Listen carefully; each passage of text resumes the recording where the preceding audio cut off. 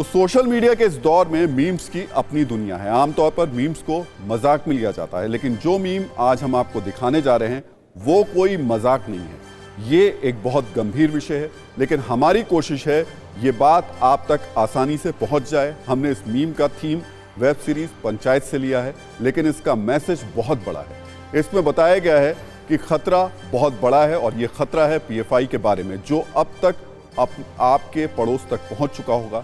TV9 Bharatvarsh को popular front of India से जुड़ी एक ऐसी खुफिया जानकारी मिली है जिसने सुरक्षा एजेंसियों को भी हिला दिया है। खबर है कि पीएफआई के 189 सदस्य दुबई से भारत पहुंचे हैं। इनका मकसद क्या है, इस सवाल से हर कोई डरा हुआ है। और उससे भी ज्यादा चिंता की बात यह कि पीएफआई के ये सदस्य कहीं भी हो सकते हैं। मुमकिन है इनमें से किसी का ठिकाना आपके घर के करीब।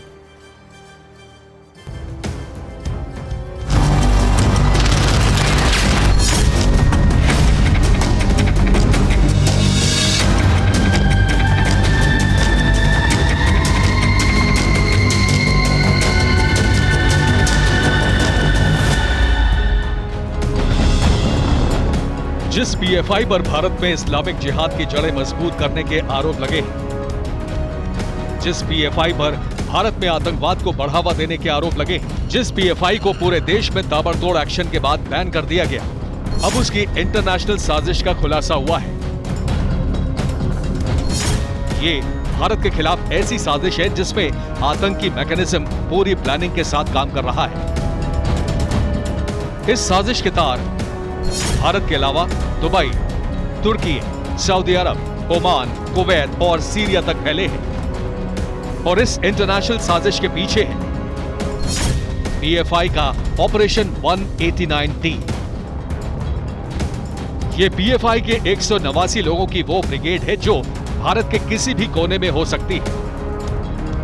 हो सकता है कि इसने आपके घर के पास अपना ठिकाना बनाया हो सकता है पीएफआई के 189 लोगों में से कोई आपके भी संपर्क में हो। जिस तरह बड़ी कॉर्पोरेट कंपनी या फिर सरकारी कंपनी में काम करने वाले लोग डेपुटेशन पर जाते हैं, ठीक उसी तरह पीएफआई के सदस्य भी डेपुटेशन पर जाते थे।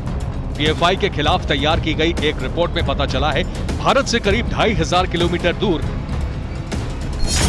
पीएफआई ने दुबई से भारत में अपने 189 मेंबर डेप्यूट किए थे। इनमें से कई सदस्यों के अब भी भारत में होने का शक है।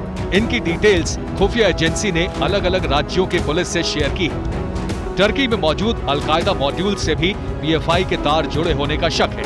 2018-19 में एक कार्यक्रम में शिरकत करने भारत से एक दल तुर्की गया था। पीएफआई के खिलाफ ऑपरेशन ऑक्टोपस भारत में तो सफल रहा, लेकिन विदेशों में मौजूद पीएफआई की जड़ें काटना बेहद मुश्किल है।